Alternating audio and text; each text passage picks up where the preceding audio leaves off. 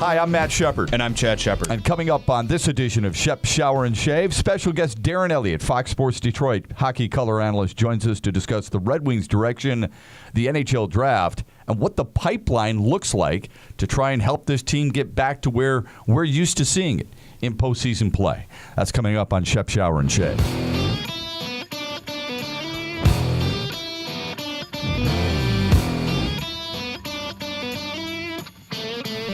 Hope you had a good weekend. So the Red Wings had a very busy weekend in Chicago. They had 11 draft picks. We'll get to that coming up. First, we welcome in Darren Eliot, a good friend of ours, and where the Red Wings may be headed. We know, Darren, that this team did not perform the way many people expected this past season, but we did see Grand Rapids win another Calder Trophy. Who are some of the names that you think can add to Detroit's roster, their depth coming up, not necessarily this year, but within the next couple of years? And it's really going to be over the next couple of years. That's the thing. Even when you win a championship, having played so much my career in the American Hockey League, winning is important. Developing your game is important. But thinking that everybody's still looking at you is not realistic. So what I'm saying is you have 20 guys that win a championship at the American Hockey League level.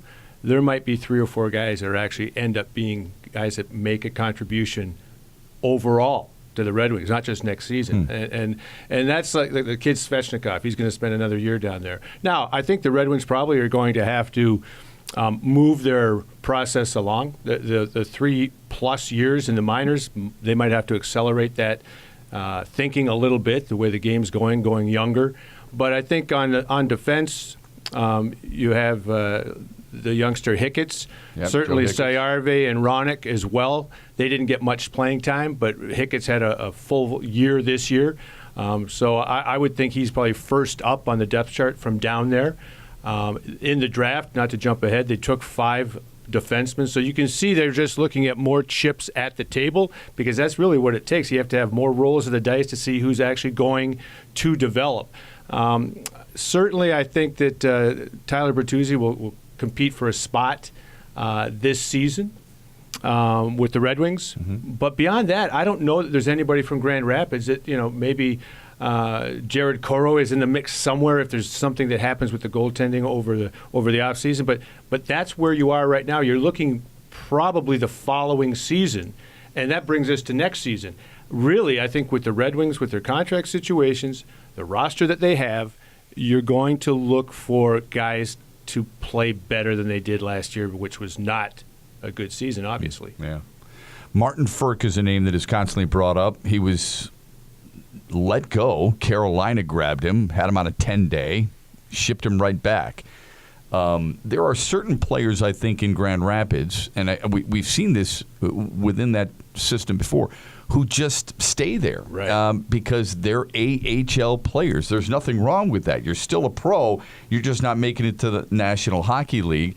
Patience is a really difficult thing for fans. How much does that test a front office like the Red Wings? Because they haven't really had to be used to being doing that. I mean, they've had guys stay there for an extended period of time. The patience, something is, I would guess they're still kind of learning, right? There's a fine line between patience and being productive in your development. I mean, because you have to know where these kids fit at the next level. Does it translate? So it might be a player is really, like you said, a good American Hockey League player, but if you don't have a good enough look at him at the NHL level in time, does that guy just kind of, the term has been overripe. When does he turn rotten? Because the two can be the same. But how long does that take for you to get a gauge on a guy whether he can play in the NHL? I think you need to have him come up and play, at least a 20-game segment. I think you have to find those things out earlier, the way the game is now. If you look at what the Pittsburgh Penguins have done, they've started guys and at the American Hockey League level, and if they're productive, they bring them right up, and they go, okay, show us, and if it doesn't happen right away for them, back down they go, back up they come, and you only get a couple cracks at it. Yeah. But once you do, you grab the time. Nick Jensen did that. I mean, this year. You, as an athlete, this is your opportunity. It's his first, and it might have been his only. He grabbed the situation, played 47 games, got a contract, and then was protected this year in the entry draft. So because that happened 2 years ago where Pittsburgh had replaced their head Right. coach with Mike Sullivan in December of that season, he was coming from Wilkes-Barre, so he knew those AHL players really well. Jeff Blashill followed a similar path, and I think some Red Wings fans may look at one situation and try to compare it to the other. They're not the same situation.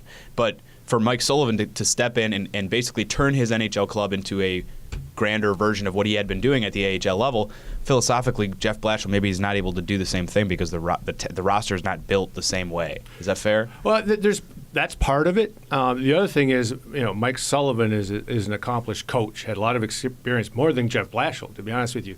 And I think that whole notion that he was down in Wilkes-Barre was overblown. He was only there half a season. The Pittsburgh Penguins organization, Jason Botterill, who's now the GM in Buffalo, ran that squad.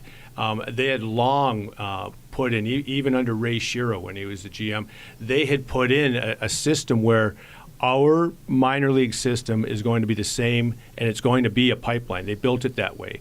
And so that was, whoever was at the helm, that was the way they were processing. And they had a philosophy, and they stuck to it, and it was about, it's no different than the Red Wings. They had the philosophy before anybody else. Move the puck from the back end, always have the puck, have small skill. We don't care what size you are as long as you have good skill and good skating skills.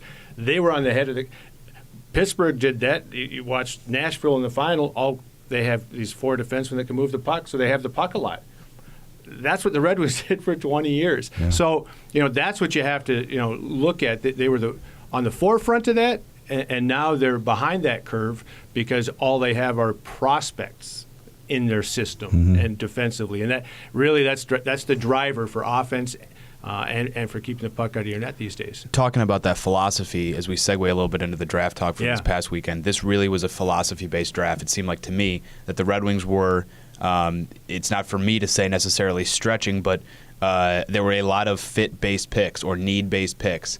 And when you do that, there is sometimes the perception that you're doing that in lieu of taking the best player available. Were there a couple instances where, now if the Red Wings front office were drafting based off of what they saw in online rankings, that would be a bigger concern, but were there a couple instances where maybe a guy was taken off the board who could have slid further? And if that's the case, is there something to be said for the way, I know it's easier said than done, but a team like the New England Patriots does it where they have a guy that's targeted, they think they can get him 13 picks lower, and they slide down half a dozen picks and pick up a second rounder next year or something like that.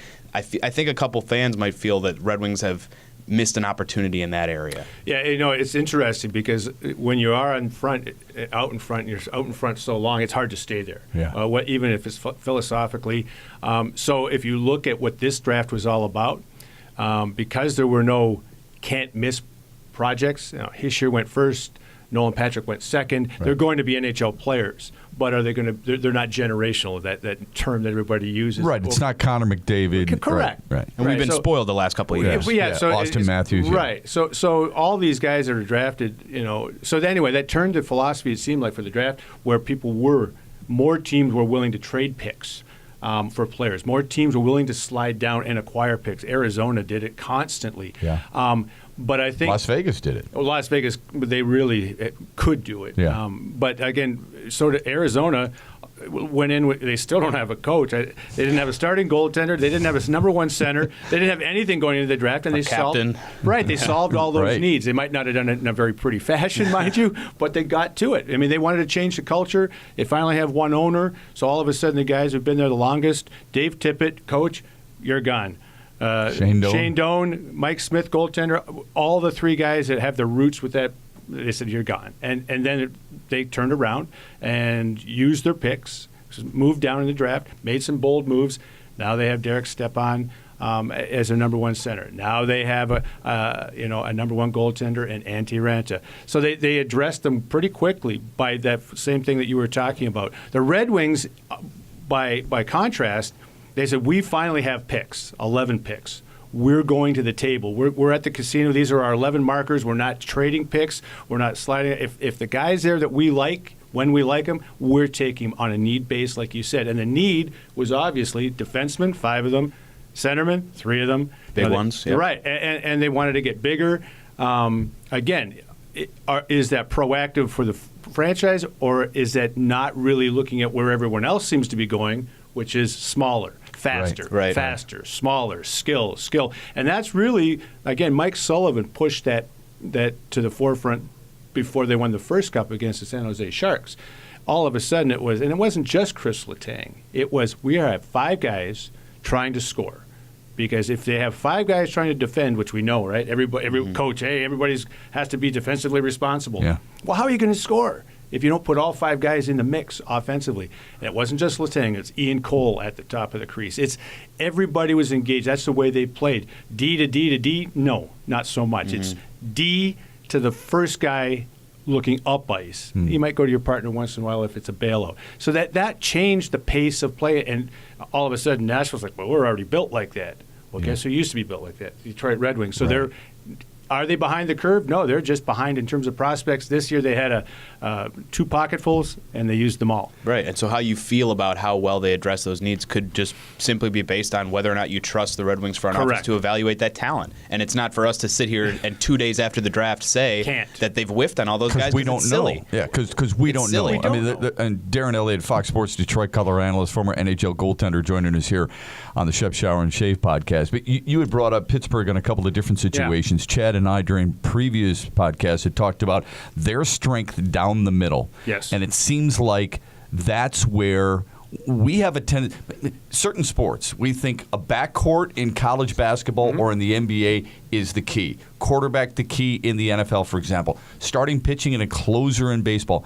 In hockey, is it as simple as saying you've got to be strong up the middle if you want to contend for any type of championship? Very fair. And again, go back to the 25-year run, 26 of the Red Wings. Down the middle, deeper than anybody, puck movers on the back end, better than anybody. We play puck possession skill game by default because that's how they're built. But absolutely, you have to have strong centermen, deep at center, deep on the blue line. And when I say deep, if you go 3 centermen that can play and 4 defensemen that can log minutes in any combination, you're going to be good. And if you look at what the teams that have struggled with it, saying having first overall picks, like the Edmonton Oilers, bunch of wingers. Yeah. Right? Right. Alex Ovechkin can't win the cup. He's a winger. You can't, your best player, you can't put your money, to me, on the wing. That's what Chad said for years. I mean, it's got to be built up the middle. It's similar to baseball where you want a catcher, shortstop, second baseman, and center field. They are the heart of your team. Exactly. It makes it go offensively, defensively, especially when you're leaning on your centerman to make plays and to be your best players defensively. We saw Henrik Zetterberg have a season for the ages in a crumbling season, unfortunately. Yeah. At his age, he played fantastic at both ends of the ice.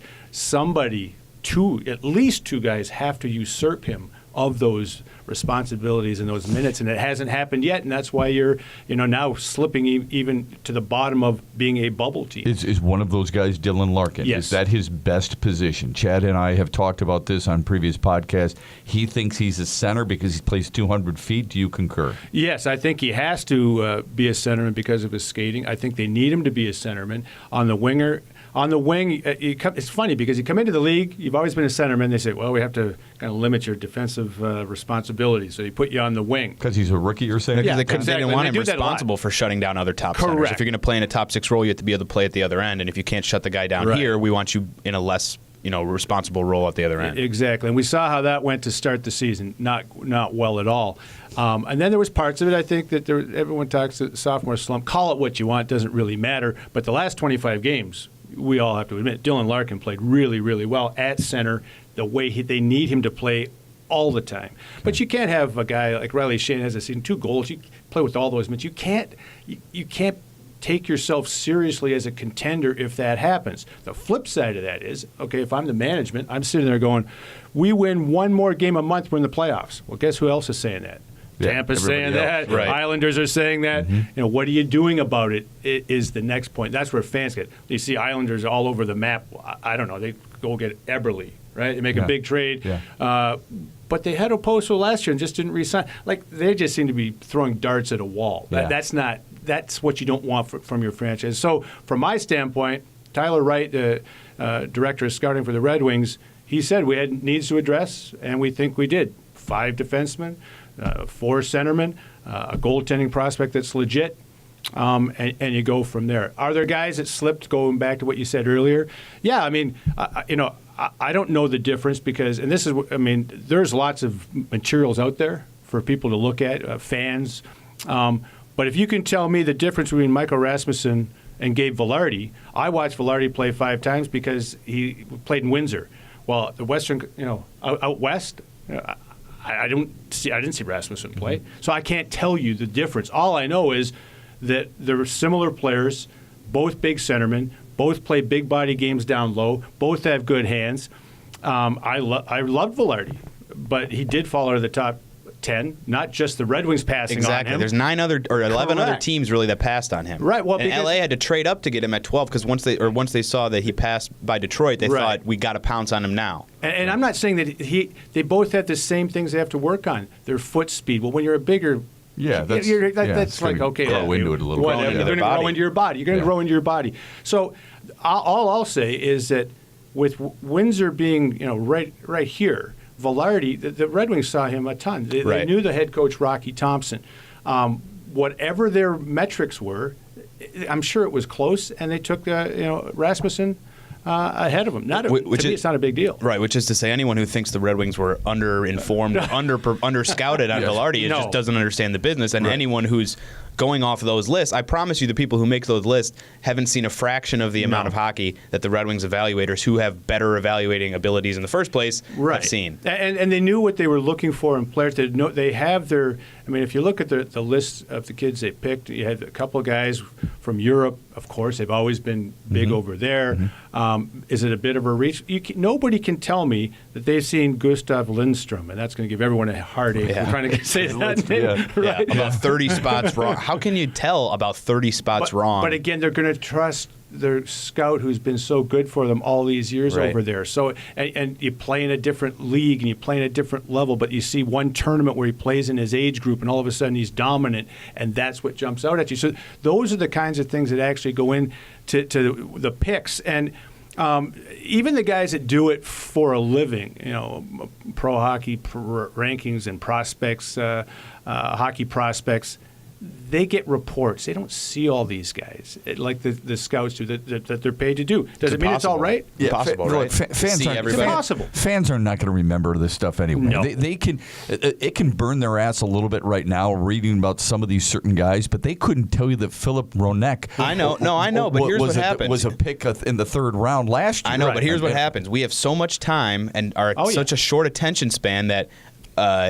48 weeks from now, as we get ready for the 2018 NHL Draft, it'll be a report card on Ryan Martin and Ken Holland, and let's take a retrospective look at every pick they've ever made. And then people go down the list and they go, yeah, that guy, we took him 158. That was terrible. I remember I was pissed off then. I'm going to get pissed off again. Yeah. And it's so unfair. It's so unfair. Yeah, well, here's the other, just to that point. I was reading an article the other day that listed the Red Wings' best draft picks, or every team's best and worst draft picks. Detroit's best draft pick was Gustav Nyquist. And I'm thinking, really? You think that was their best draft pick? I mean, let's get some type of perspective. But you brought up Michael Rasmussen, their first-round pick, 9th overall. He's a big kid. He's 6'6", okay? He played in the Western Hockey League. He had 55 points in 50 games. Describe the Western Hockey League for us, because let's face it, people around here know college hockey to a certain extent, Michigan and Michigan State, and they know the NHL. They don't watch much OHL, and they sure as hell don't watch a lot of the WHL. I remember when it was Anthony Mantha coming out of the Quebec Major Junior Hockey League, and the numbers were just off the charts, and you reminded me, look, he's a good player, Shep, you said to me, but the Q is not a great league, and it's tough to get a gauge. It's a scoring league. Right. You have to divide by 2 in production. That's a good rule. So, and real quickly, to add on to the question that you're asking here, tell us what the W is like physically, because one of the reasons they went after Michael Rasmussen is his size and his front net presence and his 200-foot game. Right. So Holmstrom. How does that translate into an NHL-level production? Well, there's 2 things about the dub, as they call it, WHL, that's different. The OHL... and there is in Michigan, because we are bordered by Windsor, and you have Saginaw. You had their team in Plymouth for all those years. Sure. Now it's in Flint. Pretty more connect with the OHL than most people in the United States. Fair enough, yeah. But it's a much better league from a travel standpoint. If you look at the geography of the WHL, the toughness of the WHL is long trips, a lot of long bus rides. Manitoba to Alberta. Oh, my goodness. Just like hours and hours. So it's a mental and physical grind for these kids just from that standpoint.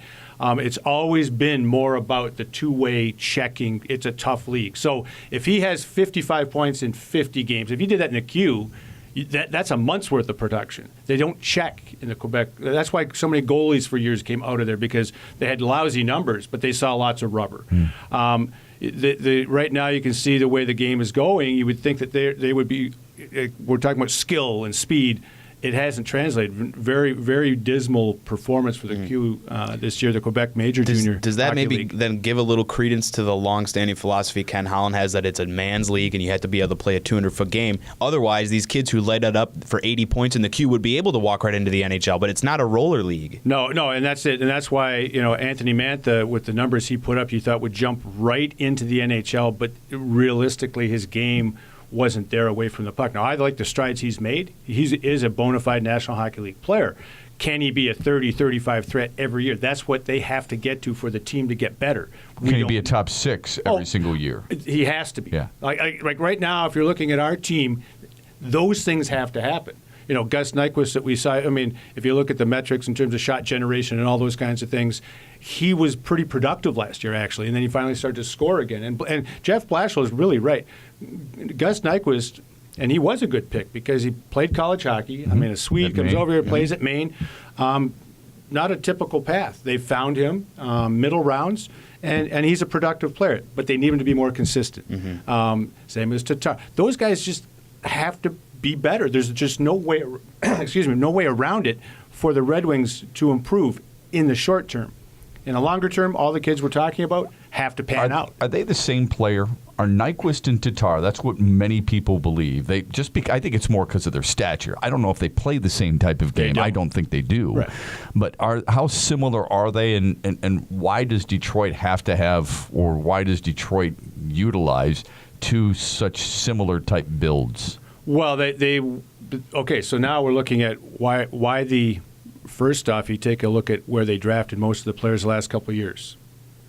OHL, Western Hockey League. So that Tyler Wright's over time, director of scouting, it's major junior players. A little grittier, even last year, a little bigger. They know that there's that fine line that maybe they went and had too many of the same type players for a long time in terms of not just who ended up on your roster, but if you draft, like this year they had 11. So if you have typically 7 picks and everybody's in that range of 5'10" to 6'1", well, guess what? By the time it all nets out when they arrive, at a certain point, your team looks exactly too many of the same type of players. Right. And that's what happened. They talk about the phrase being tough to play against. Correct. And the Red Wings were tough to play against because they had the puck all the time for all those years. Now they're not tough to play against because there's no physical rub. Now, don't get me wrong. A lot of teams have gone away from, if you play physical, even contact makes it slow. Like if you watch Pittsburgh, there's not a lot of, like you're kind of containing on the wall. There's no more, hit the guy, stick and pin. Yeah, they don't finish a ton of checks. No, because now coaches think that's slow play because that takes one of your players out of the mix. There's 4 going the other way. That's now. right. So you have to understand it from that standpoint, but you can still be hard to play against. You come out with puck battles. You have to come up with the puck in those situations. But you can see that the philosophy, the last 2 drafts certainly. We're going with, again, the Western Hockey League tough schedule. The kids that come out of there, they're hockey players. The OHL as well. There seems to be a shift in terms of these. It's more a pro-like league for those kids. And the guys are coming out of it. The guys in charge now, they're from Western Canada. They came out of junior. And so they gravitate towards that style. Right now, it looks like it, yeah. It looks like it. I want to talk about a couple things real quickly. We had talked about Dylan Larkin and the best fit for his position and the strength down the middle. Part of the criticism surrounding the Red Wings at times now is a couple of the contracts that they've gotten in.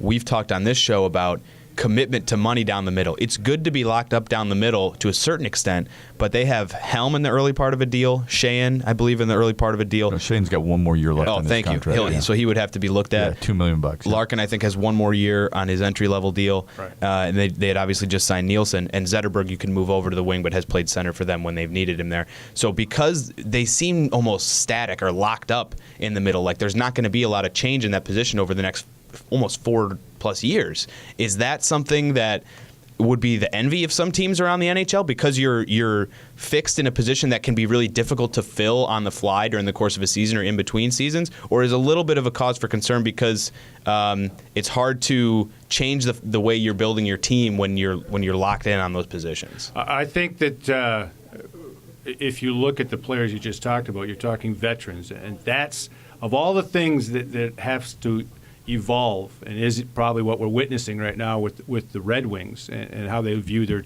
roster makeup and construction, is the loyalty contracts. That you have to be a little more nimble. It's good to be, and their reliance on veterans. That's so many teams now.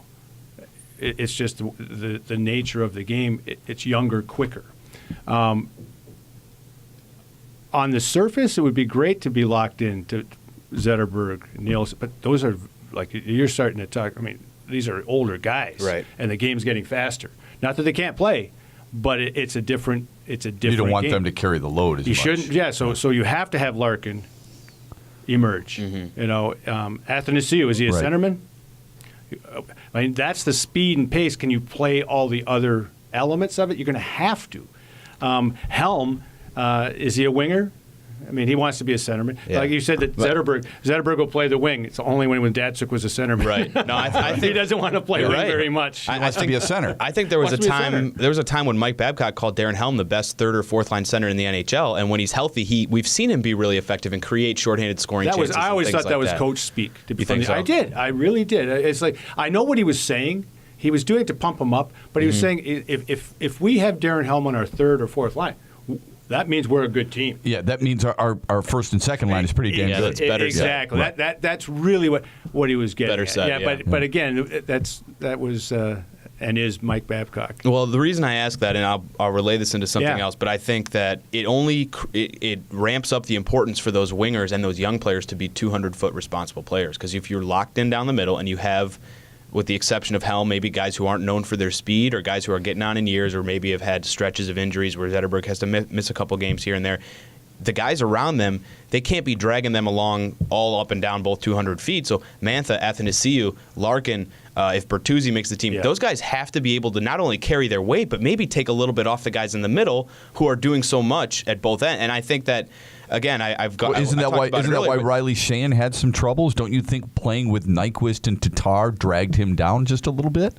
Because they don't play 200 feet? Maybe, but if that's a bigger indictment. If Nyquist and Tatar are dragging a centerman down, then what are Mantha, Bertuzzi, Athanasiou, Furk, guys like that going to do when they get a chance? So what I'm saying is it, again, lends more credence to the longstanding Ken Holland philosophy that I'd rather over-ripen these guys, and that it is a men's league, and that if you're not able to get there and do it right away, you're going to be an impediment to the rest of your teammates. Well, and the thing is, the reality is every organization, well, I can't say that because we saw Edmonton, we've seen Winnipeg for years do the same thing where they rush kids at 18. In all of a sudden you have 4, 5, 6 kids in your roster who are under 20 years old or under 21 years old.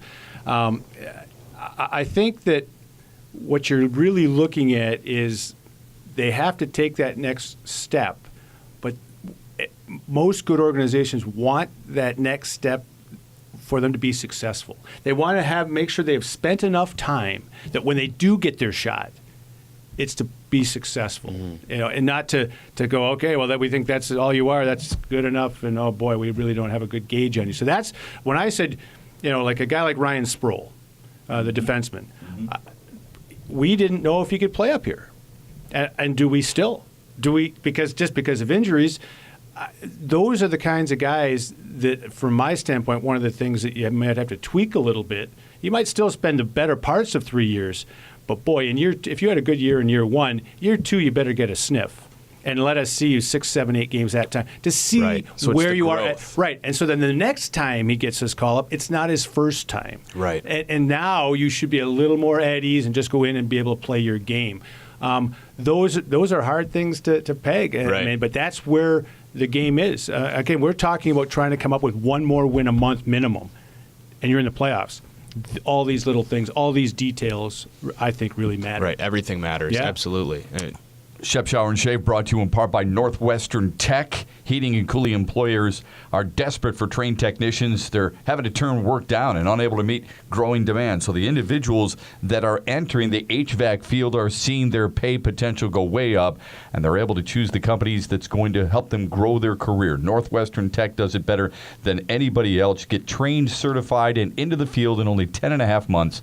The HVAC school that works. That's Northwestern Tech. Call right now, 248-358-4006. Fox Sports Detroit Red Wings college hockey analyst, and a lot more than that. Darren Eliot, a former NHL goaltender, joins us here on the podcast, Shep Shower and Shave, as we continue to talk about Red Wings and the NHL in general. When you saw the expansion draft and you saw who was available, Chad and I had put together our lists for what it's worth. The only disagreement I had was with Ken Holland was the choice of Gustav Nyquist and Thomas Nosek. I thought they would protect Nosek because I thought he was an inexpensive option who could play a role on the third or fourth line.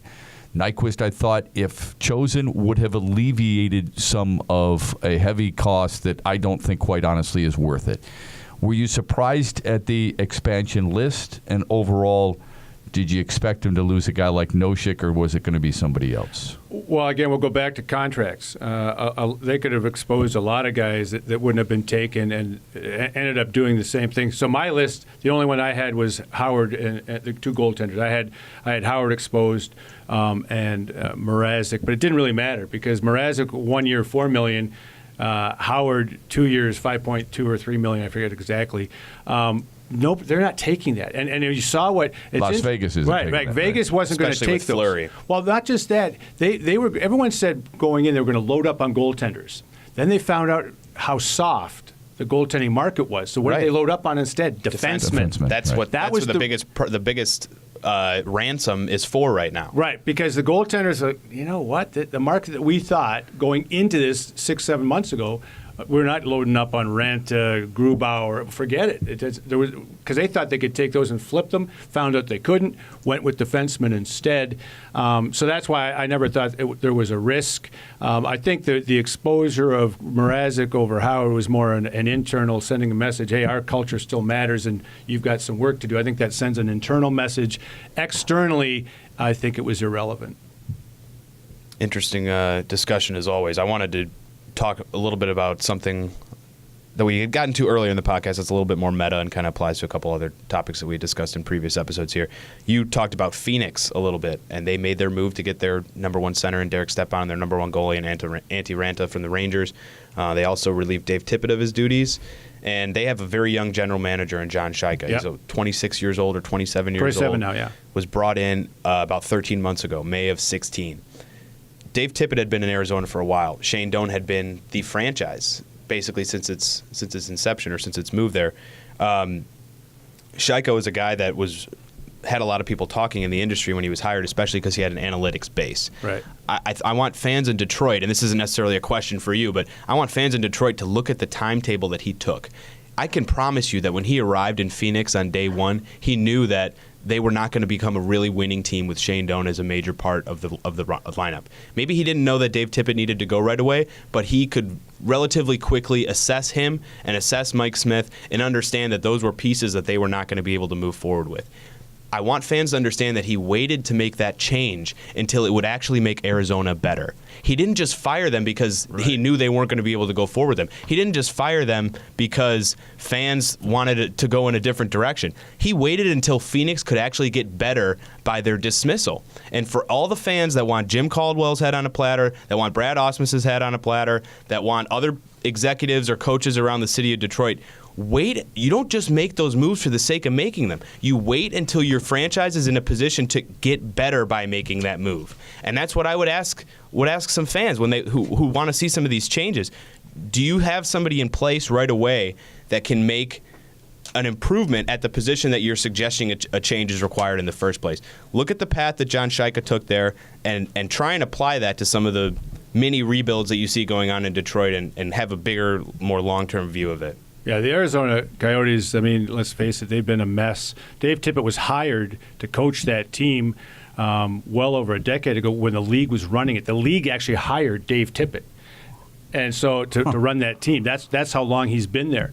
And then they gave him last year a really strange thing happened where they got rid of the general manager who'd been there forever, and Maloney, and made him like head of hockey operations and head coach. So he had a lot of authority. Well, what changed was the ownership dynamic. They have now one owner in Arizona who obviously sides with the GM, and they wanted to, this culture that we've had, it's been just a kind of a mess for the most part. And whether those guys were responsible for it, probably not. Those were some of the best guys and best things that happened. Shane Doan, Dave Tippett, Mike Smith. But they cut ties with the past is what they did to move forward. And because they've been so bad for so long, they have a ton of young – they're almost were like a junior all-star team last year. Doesn't make you win in the National Hockey League. But now, as you said, Chad, they moved forward adding some pieces that make them a little more stable, even though they still don't have a head coach. If you were commissioner of the National Hockey League, give me a change you would make to make your league better. Boy, there's lots of some of the stuff that they've trotted out. Like the offside thing has to be addressed. The video review on that. It's just become too time-consuming. And I think they're looking into they that. are. And by the way, to the league's credit, what just took place at the draft in Chicago was widely embraced, and I think is a major jewel in the crown of what the NHL is wearing right now. Yeah, they're doing some really good things. They're looking at adding NCAA teams. I mean, they're really invested in a lot of levels now that they never used to be, right down to youth hockey. I mean, and the league has a big say in all the things going on. The USHL is going to have to expand. The NHL is behind a lot of this stuff. The NHLPA. So the league is doing a good thing on a lot of levels. The tweaks to me, I'd like to see, everybody served the full 2 minutes on power plays. I think that time has come for that. With the new rule, USA Hockey just passed, which I really strongly endorse, for under 14, icing the puck on a power play, it blows it dead. You don't get time off the clock. It comes back face-off in your own zone. I think the NHL should look at that too. At the younger ages, it makes a lot of sense, right? It forces kids to make plays in all situations, even when you're down a skater. But I think that's something that could easily be adopted if you ice the puck. It comes back in and offensive zone restarts. So those are just a few rule changes. Right. Overall, you think the league's in a very good space. I do. I think they need to get to 32 teams. I mean, the way it is right now, unbalanced with the number of teams out. That's not what they want, 16 and 15. So they're going to try to get to 16. Would you like another one in Canada? Is that Quebec City? Yeah. Is that a second Ontario team, or is that a Seattle expansion? Personally, I think it'd be better out in Seattle. Why? Just because the growth potential for the sport, in terms of all the things we just talked about, you need those kinds of reference points if you're going to grow NCAA out west, if you're going to grow the fan bases out west. You have a direct line right there to Western Canada anyway, right? Right, and they've had Seattle Thunderbirds have been a successful junior franchise for years and years and years. So that's where I think Quebec, love it, but it's hard to get to. It's a very small population. Every time the dollar fluctuates, you're going to be in those kinds of situations again, economically, potentially. But they would support it locally. But does that really... Edmonton supports theirs too. Right. It doesn't necessarily mean it's globally, does that really help the NHL? Right. Well, part of what you talked about is how easy it is to get there. We saw with Vegas making its first selections this past weekend, the look on some of the players' faces who were going to go play there. They had a couple Las Vegas natives that they had taken in the expansion draft. would players be excited to go live and play in Quebec City? I know that it can be hockey mecca to a certain extent, like Montreal or Toronto, but those are big metropolises. Right. Montreal it's a very different environment in Quebec City, and it is very much a French province. Yes. French-speaking province. Like, it's not the same. You not can't even, get not around even as easily Montreal. with English. Right. Yeah, not even as Montreal. And it has the highest taxes of anywhere in North America. Right. Oh, really? Right away, agents are, so there's all those kinds of things that work against it. But, I mean, they've built the big stadium. TVA is a huge conglomerate of communications, TV, radio, all those kinds of things. So there's money behind it, but is that really just kind of narrowly focused? I think it would be from a league perspective. Let me bring it back to the Red Wings real quick, and that is, we know we've talked a lot about their defense, their puck-moving ability. I don't think they have a 1. I don't think they have a 2 on the blue line. I'm not sure they have a 3. What would it take for Darren Eliot to trade for a Cam Fowler, a Jacob Trouba, somebody of that ilk, if you don't want to use those particular players? Right. What would you have to surrender in order for you to fix that area, number one? And number two, would it be worth it at this time? Well, Travis Hamonic just got traded finally, to Calgary. It was a first-round and 2 second-round picks, I think, was what. So there's a pretty good market. Do you think he's a number 1? No, he's certainly a solid second pair guy. There's the market. I mean, if you're looking at for comparables, so you'd probably have to give up one of the ones that we've talked about, Larkin, Athanasiou, Mantha, a first, and another future consideration. Yeah, and another future pick, and maybe another pick off your American League roster, one of your defensemen. And it would be steep. And that shows a couple things. A, how wise Vegas was to stockpile defensemen. Correct. Which is a strategy that, again, it's easy for us to speculate. Some fans, internet message boards, whatever, thought the Wings could have done that. Traded down in a couple spots, pick up a couple picks, pick up a couple extra defensemen, hit on one of them, and trade him. Well, they did get 5 defensemen in right. the draft. No, you're right. And I didn't. But how Not many of saying those it's will George address? McPhee, but although George McPhee, a Bowling Green guy, so good for him. Yeah. Well, credit to Vegas and that, give them credit for understanding the currency of the current market.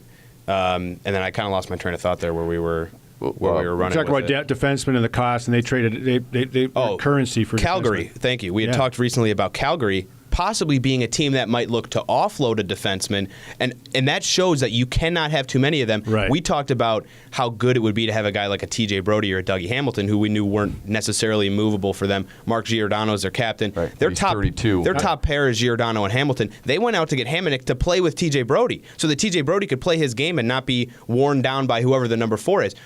If you're right and the Red Wings don't have a 1 through 3, that is. It's a serious concern, because a team like Calgary just went out, basically paid a king's ransom just to get a 3, to get a 4. Well, think about it for a second. Who's Detroit's best defenseman? Ready? Go. Who is it? Danny DeKeyser.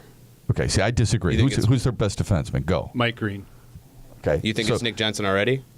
I think he was their best last year. I think he was their most consistent. I think it stretches. And you're right. And that's a stretch on my part. It's a very small sample size. Both of you have bigger sample sizes. All of them have weaknesses, no question. Sure. Well, just the fact that we disagree. Yeah, that tells you There's no something. organizational clarity. Danny DeKeyser was a minus 25, something like that last year. It was. Well, look, it's kind of like horrific. we talk about who's the best Tigers pitcher right now, Justin Verlander or Michael Fulmer. How far back do you want to go? I know Danny DeKeyser wasn't all that great last year, but would you still call Dylan Larkin the top offensive prospect for the Red Wings, or him or Mantha? Yeah. Just because he was bad for really long stretches last year doesn't mean he's not the best they have. Fair point. Well, and that's where they like we talked about. How are they going to get better? They're going to get better with guys like Danny DeKeyser having a much better season. Yes. That has to happen. Riley Sheahan has to score 15 goals. Mm-hmm. It has to happen. It could have happened. It didn't happen. But he's never been that guy. Well, he was. You and I covered him at Notre Dame. Know, you're he right. never was a scorer at Notre Dame. But he put up points with assists. He was an offensive player. He was in the mix offensively, and he got it up to 12 or 13 goals as an NHL player. So you thought, okay. But so anywhere that 10 to 15 range, if you're playing on that third or fourth line, that's what's required. 2 on the last game of the season, and you don't lose any ice time because of it. That's not going to get done. So, Tatar and Nikes, we've named them all. Those guys have to be better. In goal, Mrazek has to be way better. But you go further in terms of defense, they don't. That's so we talked about the strength. How do you build a team? Down the center, Right.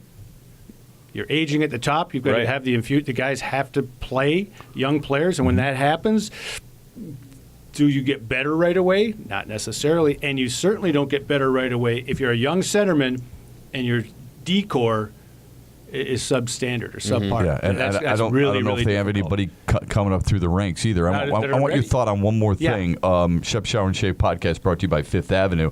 Always a premier destination in Royal Oak. Over 36 cold beers on tap, great food, drink specials, a kitchen that is open until 2 a.m. daily. They've got 40 HD TVs, 14-foot HD projection screen.